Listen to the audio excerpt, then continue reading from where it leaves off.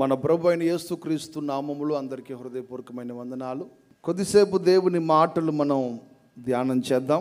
మొదటి కీర్తన 6వ చరణం. నీతిమంతుల మార్గము యెహోవాకు తెలియును, దుష్టుల మార్గము నాశనమునకు నడుపును అని కీర్తనకారుడు చెప్పిన ఈ మాటను మనం ఈ వాక్యాన్ని గురించి ధ్యానం చేశాం. దీనిలో మనం విన్న సారాంశం ఏంటంటే, ఈ కీర్తన గ్రంథములో 2 గుంపుల వారు కనబడుతున్నారు. ఒకరు నీతిమంతులు, మరొకరు దుష్టులు కనబడతారు. వీళ్ళిద్దరి ముగింపు ఎక్కడికి వెళుతుంది అని ఆరంభించిన కీర్తనకారుడు దుష్టులు నాశనానికి వెళ్ళిపోతారు అన్నాడు, కానీ నీతిమంతులు పరలోకానికి వెళతారని మాత్రం చెప్పలేదు. దానికి కారణం ఏమిటంటే, నేను మీకు గతంలో చెప్పాను ఏమిటంటే, ప్రతి వ్యక్తి ఎవరికి వారు వారి వారి క్రియలను బట్టి లేక వారి వారి భక్తి స్థితిని బట్టి ఎవరికి వారు మేము నీతిమంతులం అనుకొని బ్రతుకుతూ ఉంటాం. అది సహజం. ప్రతి క్రైస్తవుడు కూడా నేను నీతిమంతుణ్ణి అనుకొని బ్రతుకుతాడు. నేను నీతిమంతుడిని అనుకోకపోతే ఏ క్రైస్తవుడు కూడా భక్తి చేయలేడు కూడా. అందుకని ప్రతి ఒక్కరూ మేము నీతిమంతులం అనుకొని బ్రతుకుతారు. కానీ వాక్యం ఏం చెబుతుంది అనేది మనం గమనిస్తే, ఒక్కసారి మీరు రోమా పత్రికలో దైవజనుడు పౌలు రోమా సంఘానికి వ్రాసిన ఉత్తరాన్ని ఒకసారి మనం చూద్దాం. 10వ అధ్యాయంలో 3వ వాక్యం చూద్దాం. ఏలయనగా వారు దేవుని నీతిని ఎరుగక తమ స్వనీతిని స్థాపింపబూనుకొనుచు దేవుని నీతికి లోబడలేదు. ఎందుకని? నీతిమంతుల మార్గము యెహోవాకు తెలుసు అని దానిని దేవునికి అప్పగించి కీర్తనకారుడు ఎందుకు ఊరుకున్నాడు అంటే, ప్రతి వ్యక్తి నీతిమంతునుగానే కనబడతాడు, కానీ అతనిలో పనిచేస్తున్నది దేవుని నీత, స్వనీత అనేది మనకు తెలియదు. బ్రతుకుతున్న ఆ వ్యక్తికి కూడా తెలియదు. కేవలం తెలిసింది దేవునికి ఒక్కడికే. స్తోత్రం చెప్దాం. కనుక నీతిమంతులు అని పిలువబడుతున్న వాళ్ళందరిని గురించి నేను సాక్ష్యం చెప్పలేను, లేక వాళ్ళ ముగింపు ఎక్కడికి వెళుతుందని నేను ఖచ్చితంగా చెప్పలేను. అది దేవునికి అప్పగించేశాడు. అందుకనే నేను మీకు గత 2 వారాలు చెప్పిన ఒక ప్రాముఖ్యమైన విషయం ఏంటంటే, అసలు నీతిమంతుడైన వాడు ఎలా ఉండాలి అనేది ఆ మొదటి కీర్తనలో మొదటి 3 మాటల్లో ఏంటంటే, 1 సహవాసంలో దోషం ఉండకూడదు, 2 అతని ధ్యానమైన ఆనందమైన దేవుని వాక్యమై ఉండాలి, 3 అతడు నీటి కాలంలో ఎవరు నాటిన చెట్టు వలె జీవము కలిగి బ్రతకాలి అనేది విన్నాం. ఆ తర్వాత వారం మనం విన్నది ఏంటంటే, నీతిమంతుడైన వాడు యెహోవా చేత అభిషేకము నొందిన వాని జోలికి వెళ్ళడు. 2వది, నీతిమంతుడైన వాడు ఇతరులను అవమానపరచడు. ఈ విషయాలు గతంలో మనం విన్నాం. ఈరోజు మరొక 2 మాటలు నేను మీకు జ్ఞాపకం చేస్తాను. జాగ్రత్తగా మీరు గమనించండి. మరొకసారి రోమపత్రిక 10వ అధ్యాయం 3వ వాక్యానికి వద్దాం. ఏలయనగా వారు దేవుని నీతిని ఎరుగక తమ స్వనీతిని స్థాపింపబూనుకొనుచు దేవుని నీతికి లోబడలేదు. విశ్వసించు ప్రతివానికి నీతి కలుగుటకై క్రీస్తు ధర్మశాస్త్రమునకు సమాప్తి అయి ఉన్నాడు. ఇక్కడ 2 నీతులు కనబడుతున్నాయి మనకి. ఒకటి దేవుని నీతి, మరొకటి స్వనీతి. దేవుని నీతి ఎలా ఉంటుంది అనేది ప్రత్యేకంగా మనం చెప్పనక్కర్లేదు, కానీ స్వనీతి పరులు ఎలా బ్రతుకుతారు దేవుని సంఘంలో? వాళ్ళు దైవ నీతి కలిగి బ్రతుకుతున్నారా, స్వనీతి కలిగి బ్రతుకుతున్నారా అనేది ఒక చిన్న ఉదాహరణ నేను చెప్పి ముందుకు వెళతాను. మనం ఏ నీతితో బ్రతుకుతున్నాం అనేది మనకు కూడా తెలియదు. ఎందుకనంటే, దేవుని నీతి కలిగిన వాడు ఏ భక్తి చేస్తాడో స్వనీతి కలిగిన వాడు కూడా అదే భక్తి చేస్తాడు. ఇద్దరికి వ్యత్యాసం ఏముండదు. మరి ఏమిటి ఇద్దరిలో ఉన్న వ్యత్యాసం? మనందరికీ బాగా తెలిసిన ఒక మాట జ్ఞాపకం చేస్తాను. తామే నీతిమంతులమని చెప్పుకొనుచున్న వారిని గూర్చి యేసయ్య ఇలాగు చెప్పెను అని ఒక సందర్భాన్ని చూస్తాం మనం బైబిల్లో. అక్కడ వ్రాయబడిన కొన్ని ప్రాముఖ్యమైన మాటలు ఏంటంటే, మీరు ఒక్కసారి ఆ సందర్భాన్ని చూస్తారు. లూకా సువార్త 18వ అధ్యాయం 9వ వాక్యం. తామే నీతిమంతులని తమ్ము నమ్ముకొని ఇతరులను తృణీకరించు కొందరితో ఆయన ఈ ఉపమానము చెప్పెను. ప్రార్థన చేయుటకు ఇద్దరు మనుషులు దేవుని మందిరానికి వెళ్ళారు.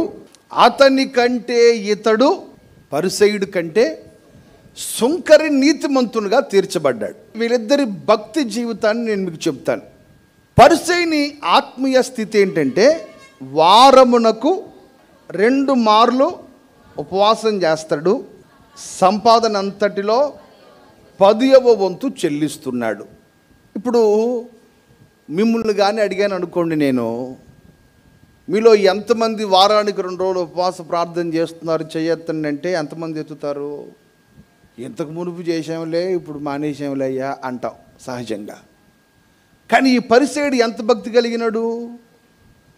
వారానికి 2 సార్లు ఖచ్చితంగా ఉపవాసం ఉంటాడు. చాలా భక్తి కలిగినాడు. ఈ సుంకరి అనేవాడు అసలు దేవుని మందిరానికి వచ్చి లోపల అడుగు పెట్టడానికి కూడా ధైర్యం లేకుండా బిక్కుబిక్కుమంటూ సిగ్గుతో బిడియంతో లోపలికి రావడానికి కూడా ఎవరు భయపడతాడు? పాపములో ఉన్నవాడే భయపడతాడు. కానీ ఈ పరిసయ్యుడు ఎంత భక్తి కలిగిన వాడంటే వారానికి 2 రోజులు ఉపవాస ప్రార్థన చేస్తున్నాడు. అలాగే తనకు కలిగిన దానంతటిలో 10వ వంతు చెల్లిస్తున్నాడు. ఒక మాటలో చెప్పాలంటే ఇతను చాలా నమ్మకమైన విశ్వాసి ఆ మందిరంలో. దేవునికి స్తోత్రం. మరి ఇంత నమ్మకమైన వాడు ప్రార్థన చేస్తూ ప్రభుతో ఏమంటాడు? అయ్యా, నేను ఉపవాసం ఉన్నాను వారానికి 2 సార్లు. అయ్యా, నేను ప్రతిదానిలో నీకు 10వ వంతు చెల్లిస్తున్నాను అని దేవునితో చెప్పడం తప్పైపోయిందా? అతను ప్రార్థన చేస్తుంటే అతను ప్రార్థన విన్న దేవుడు అంటాడు, ఈ పరిసయ్యుని కంటే ఆ సుంకరే నీతిమంతునిగా మార్చబడ్డాడు. వాడు చేసిన తప్పేంటి? 2 రోజులు ఉపవాస ప్రార్థన చేశానని చెప్పడం తప్పు కాదు. దశంభాగం ఇస్తున్నానని చెప్పడం తప్పు కాదు. నువ్వు చేస్తున్న దాన్ని దేవుని ఎదుట ధైర్యంగా, ప్రభువా నువ్వు నన్ను ఈ స్థితిలో ఉంచావు, నేను నీకు ఇవ్వడానికి నన్ను ఇచ్చే స్థితిలో ఉంచినందుకు స్తోత్రం, కృతజ్ఞతగా చెప్పడం తప్పు కాదు. అహంకారంతో చెప్పడం తప్పు, కానీ నేను మాత్రమే చేస్తున్నాను అనుకోవడం తప్పు, కానీ నీ కొరకు నేను చేయడానికి నువ్వు కృపణిచ్చావయ్యా అని చెప్పడం తప్పు కాదు. కానీ వాడు చేసిన పని ఏంటంటే వెనకుండా వాడిని చూపించి అంటాడు. ఇప్పుడు మీరు 11వ వాక్యం చూడండి. చోరులను, అన్యాయస్తులను, వ్యభిచారులనైన ఇతర మనుషుల వలనైనను బయట వాళ్ళు ఎక్కడెక్కడో లోకంలో కనబడుతున్న వాళ్ళందరినీ చూపించాడు దేవుడికి. అయ్యా, నన్ను వ్యభిచారుల్లాగా, దొంగల్లాగా, చోరుల్లాగా, అన్యాయస్తుల్లాగా నువ్వు నన్ను ఉంచలేదయ్యా, స్తోత్రం అని చెప్పి అంతటితో వదిలిపెట్టొద్దు. మందిరంలో వచ్చి వెనక కూర్చున్న వాడిని చూపించి, ఇదిగో ఈ సుంకరిలాగా నన్ను వంచనందుకు నీకు కృతజ్ఞతాస్తుతులు. యేసు ప్రభు కడుపు మండిపోయింది అన్నమాట. మరి నువ్వు వారానికి 2 రోజులు ఉపవాస ప్రార్థన చేస్తున్నావంటే భక్తి కలిగిన వాడు అనుకున్నాను. నమ్మకంగా దశంభాగం ఇస్తున్నావంటే నీతి కలిగిన వాడు అనుకున్నాను నేను. ఇప్పుడు ఎంతసేపు నువ్వు ప్రార్థన చేసినా ఎదుటి వారితో నిన్ను నువ్వు పోల్చుకోవడం ఎందుకు? మీకు అర్థమైంది అనుకుంటున్నాను. ఇప్పుడు మంచి బట్టలు వేసుకొని దేవుని మందిరానికి వచ్చి మోకరించి ప్రార్థన చేస్తే నీతిమంతుడు, చింపిరి గుడ్లు వేసుకొని చింపిరి జుట్టుతో వచ్చి మోకరించినాడు పాపాత్ముడు అనే దృష్టితో కదా మానవ సమాజం చూస్తుంది. ఆ సుంకరి కూడా ఆ స్థితిలోనే వచ్చి అక్కడ కూర్చొని ఆకాశం వైపు కన్నులెత్తడానికి కూడా ధైర్యము చేయలేక, ఆ వైపు కన్నులెత్తడానికి ధైర్యం లేక తలదించుకొని, అయ్యా నేను పాపిని, నీ వైపు కన్నులెత్తడానికైనా నాకు ధైర్యం సరిపోవట్లేదని ఏడుస్తూ గుండెలు బాదుకుంటుంటే ప్రభు అంటాడు, ఇతడు నీతిమంతునిగా మార్చబడ్డాడు. ఎందుకయ్యా అంటే ఇతను తన భక్తి తను చేస్తున్నాడు, కానీ ఎవరితో తనను తాను సరిపోల్చుకోవట్లేదు, ఇతరులతో తను పోల్చుకోవట్లేదు. ఎప్పుడైనా నీ భక్తి జీవితంలో పలానా వాళ్ళు మంచి ప్రార్థనా పరులండి, వాళ్ళలాగా నేను కూడా ప్రార్థన చేయగలిగితే బాగుండు అనుకుంటాం సహజంగా ఎవరు నన్ను చూసినప్పుడు. అందుకనే కదా క్రైస్తవ సమాజంలో గొప్ప గొప్ప భక్తుల చరిత్రలన్నీ పుస్తకాలు ఉంటాయి.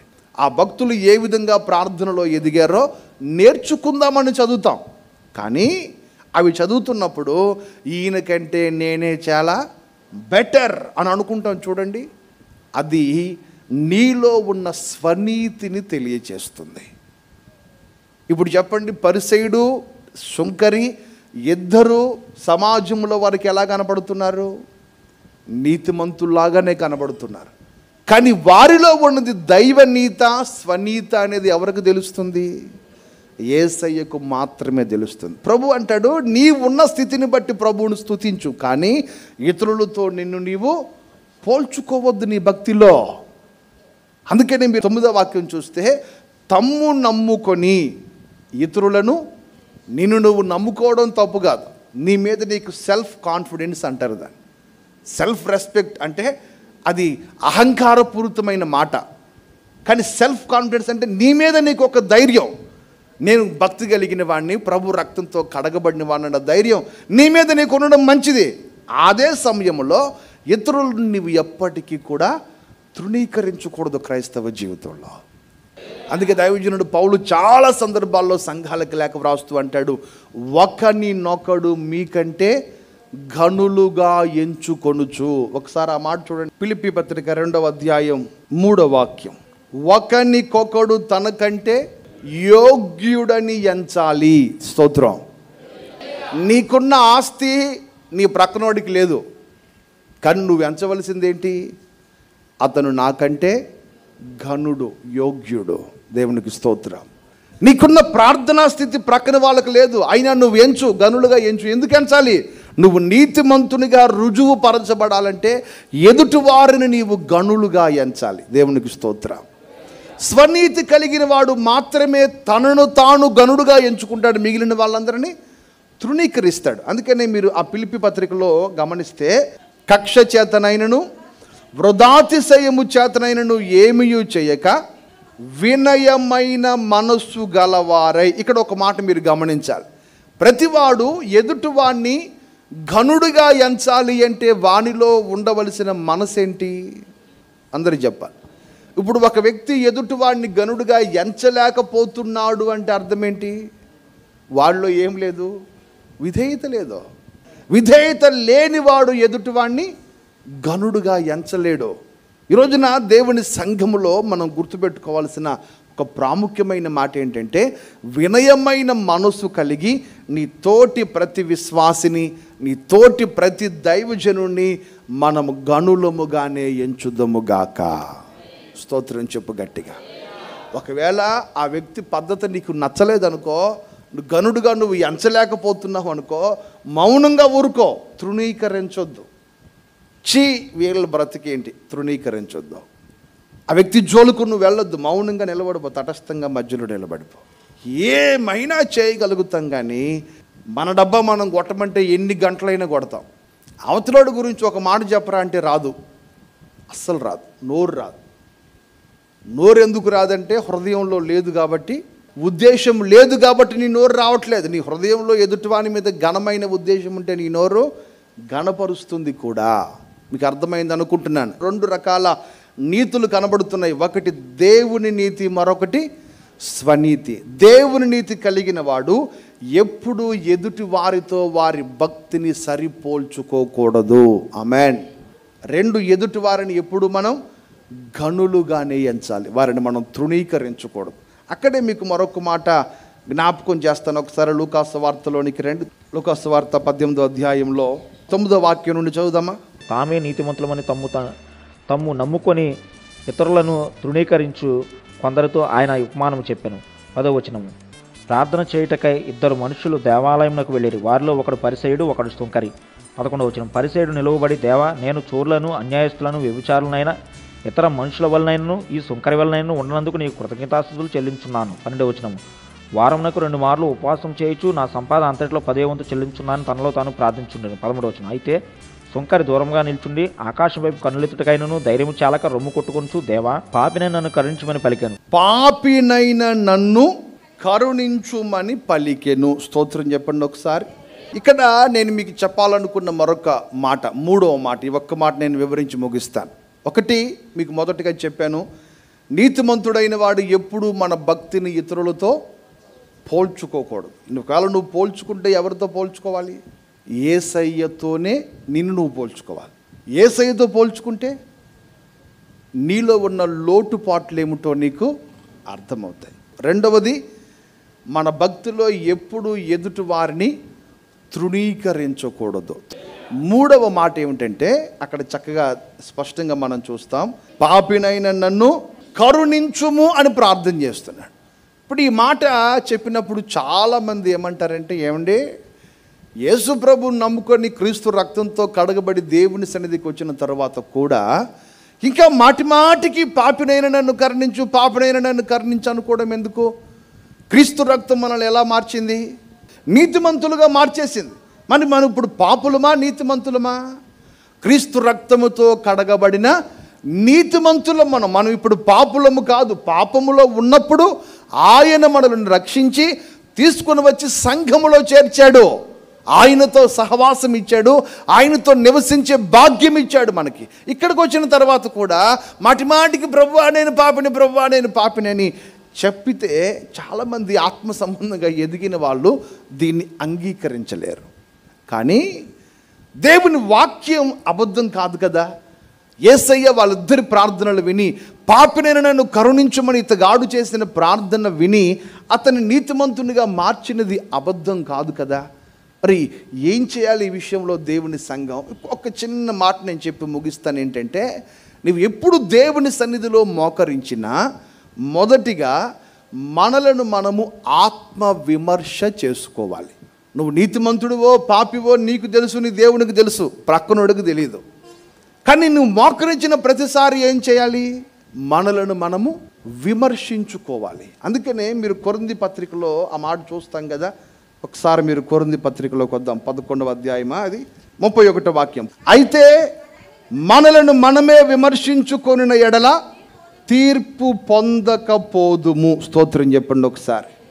ఎప్పటికప్పుడు మనలను మనమే విమర్శించుకోవాలి. నువ్వున్న స్థితి ఏమిటో, నీవున్న పరిస్థితి ఏమిటో నువ్వు ఎప్పటికప్పుడు ప్రభు సన్నిధిలో ఆత్మ విమర్శ చేసుకోవాలి. ఎందుకు చేసుకోవాలి అంటే, మనలను మనమే విమర్శించుకుని ఎడల తీర్పులోనికి రాకుండా తప్పించబడతాం.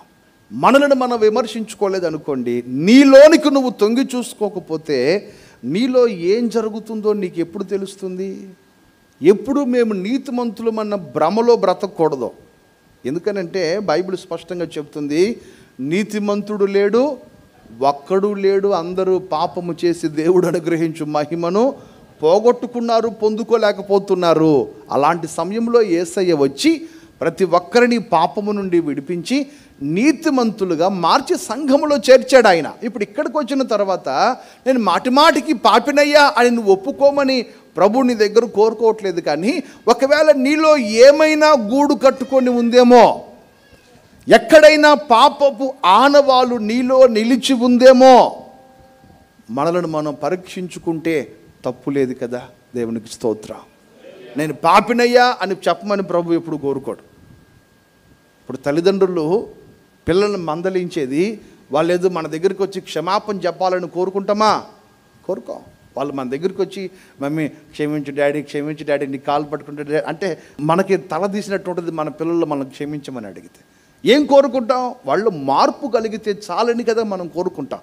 అలాగే ప్రభు కూడా నువ్వు వచ్చి మాటికి నేను పాపినయ్యా అని ప్రభు దగ్గర నువ్వు చెప్పాల్సిన అక్కర్లేదు. కానీ ఆత్మ విమర్శ చేసుకోవడం చాలా ప్రాముఖ్యమైంది. ఆమేన్. నువ్వు ఆత్మవిమర్శ చేసుకున్నప్పుడు ఒకవేళ నీ మనస్సాక్షి నీ మీద నేరారోపణ చేస్తే, నువ్వు పాపివని ఒకవేళ నీ మనస్సాక్షి నీతో చెప్తే, నువ్వు దేవునికి ఆయాసంగా బ్రతుకుతున్నావని ఒకవేళ నీ మనస్సాక్షి నీతో చెప్తే, దాని విషయంలో నిన్ను నీవు సరిచేసుకోవడం మంచిది. ఇది నీతిమంతుని లక్షణం. దేవునికి స్తోత్రం కలుగునుగాక. 3 విషయాలు చెప్పాను ఈరోజు మీకు. 1, నీతిమంతుడైన వాడు ఎప్పుడూ ఇతరులతో తన భక్తిని పోల్చుకోకూడదు. 2వది, నీతిమంతుడైన వాడు ఎదుటివాడిని ఎప్పుడూ తృణీకరించకూడదు. నీతిమంతుడైన వాడు ఎప్పుడూ మనలను మనమే ఆత్మ విమర్శ చేసుకోవాలి. నేనున్న స్థితి ఏమిటి? నేను ఆధ్యాత్మికంగా దేవుడు నన్ను ఉంచాలనుకున్న స్థితి ఏంటి? నేను బ్రతుకుతున్న స్థితి ఏంటి? ఎప్పటికప్పుడు దీనిని గురించిన ఆత్మ విమర్శ చేసుకుందాం. మనలను మనం ఎప్పటికప్పుడు దేవుని ఎదుట నీతిమంతులుగా నిరూపించుకుందాముగాక. మీరు ఆ మొదటి మాటను చూడండి. ఎదుటి వారితో మనలను మనం ఎందుకు పోల్చుకోకూడదో ఒక్క మాట చెప్పి నేను ముగిస్తాను. ఎందుకు పోల్చుకోకూడదంటే చాలామంది ఒక వ్యక్తితో పోల్చుకున్నప్పుడు నేను మీకు ఉదాహరణ హెబ్రీ పత్రికలో దైవజనుడు పౌలు చెప్పిన మాట చెప్తాను. 11వ అధ్యాయం అంతా విశ్వాస వీరుల గురించి వ్రాస్తాడు. విశ్వాస వీరుల పట్టిక, వాళ్ళందరూ ఎలా విశ్వాసం పొందుకున్నారో వ్రాస్తాడు. ఇన్ని వ్రాసి 12వ అధ్యాయం ప్రారంభించేటప్పుడు ఒక చక్కని మాట అంటాడు. ఇంత గొప్ప సాక్షి సమూహము మేఘము వలె మనలను ఆవరించి ఉన్నందున ప్రతి భారమును సులువుగా చిక్కులు పెట్టు పాపమును విడిచిపెట్టి విశ్వాసమునకు కర్త దానిని కొనసాగించువాడైన యేసు వైపు చూస్తూ, మరి 11వ అధ్యాయంలో ఎంత బారు లిస్ట్ చెప్పాడు. వాళ్ళు ఎవరిని చూడొద్దా? అబ్రహామును చూడొద్దా? దావీదును చూడొద్దా? శాంసన్ను చూడొద్దా?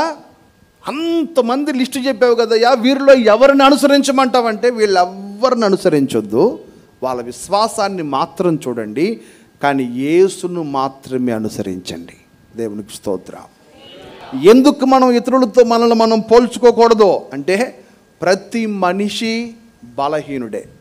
చాలా భక్తిగా కనపడతాడు, చాలా నీతిగా కనపడతాడు, వాస్తవంగా నీతి కలిగిన వాడే, భక్తి కలిగిన వాడే, కానీ కోపం అణుచుకోలేడు. కోపం వచ్చినప్పుడు ఏం చేస్తాడో తెలియదు. అదొక్కటే చిన్న బలహీనత. చాలా భక్తి కలిగినాడు, చాలా నీతి కలిగినాడు, చీమకు కూడా అపాయం తలపెట్టనాడు, కానీ సిగరెట్ మొక్క మానలేడు. చాలా భక్తిగా ఉంటాడు. అది తన జీవితంలో బలహీనత. ఇప్పుడు అబ్రహాము జీవితంలో తొంగు చూసామనుకోండి, అతనిలో విశ్వాస వీరుడు అని మనం ఎంత గట్టిగా చెప్తామో, అతని జీవితం లోపలికి తొంగు చూస్తే అంత దేవునికి అయిష్టమైన కార్యాలు కొన్ని అబ్రహాములో కనబడతాయి. ఇస్సాకులో చూసినప్పుడు కనపడతాయి, యాకోబులో చూసినా కనపడతాయి, సంసోన్లో చూసినా కనపడతాయి, ప్రతి ఒక్కరిలో కనపడతాయి.